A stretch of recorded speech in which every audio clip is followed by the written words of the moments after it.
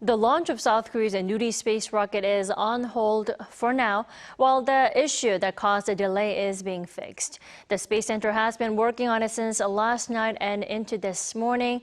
In the meantime, let's speak to an expert on the best scenario for Nuri. We're joined by Professor Kim Chong-am from Seoul National University. Good morning, Professor. Good morning. Thanks for having me. Thanks for joining us. Professor, the launch has been delayed due to a technical glitch found during the final preparations. Could you give us more details about this technical error? According to the reports from the Ministry of Science and Korea Aerospace Research Institute, KARI, it appears that there was some sort of communication failure between control computers at the Launch Control Center and the launch pad facility.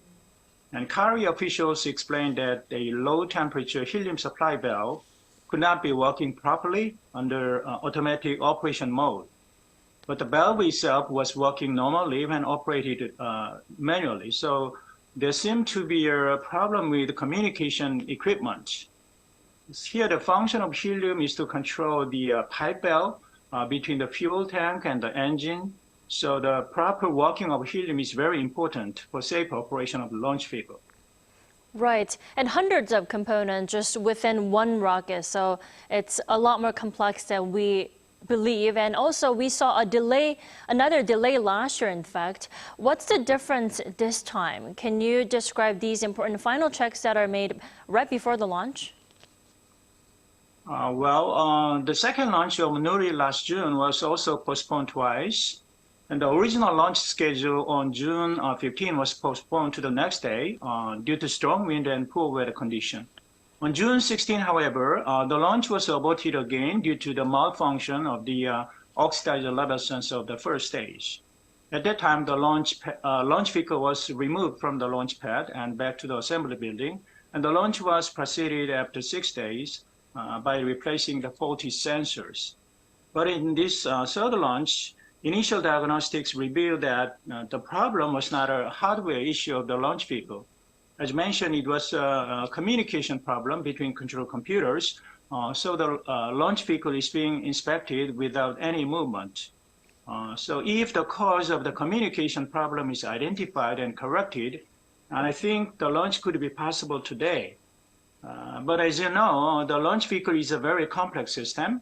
We have about 370,000 parts that should work seamlessly. So the ability to carefully inspect and troubleshoot the entire pre-launch process is crucial.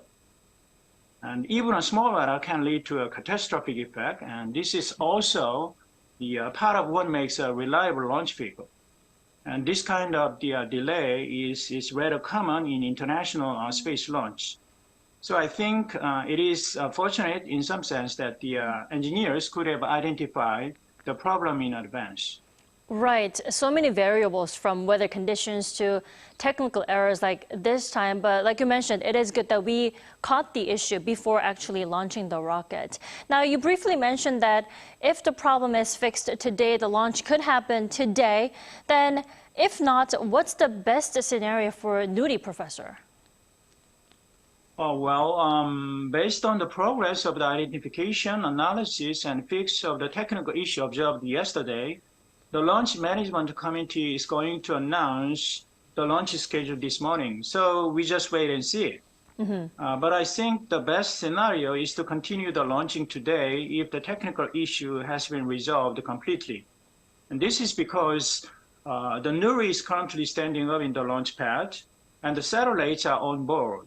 And launching a rocket is very sensitive to the weather condition as well. If the weather condition is not favorable, it may affect the launch process again. And obviously, we don't want that to happen. So it seems better, if possible, to launch as soon as the issue is resolved. Right. Actually, the Space Center is set to hold a meeting at 11 a.m. today and then a briefing in the following hours. So we'll keep a close eye on that. And of course, fingers crossed for the third launch. Yeah, right. All right, Professor Kim Chong-am, thank you so much for joining us this morning. Thank you.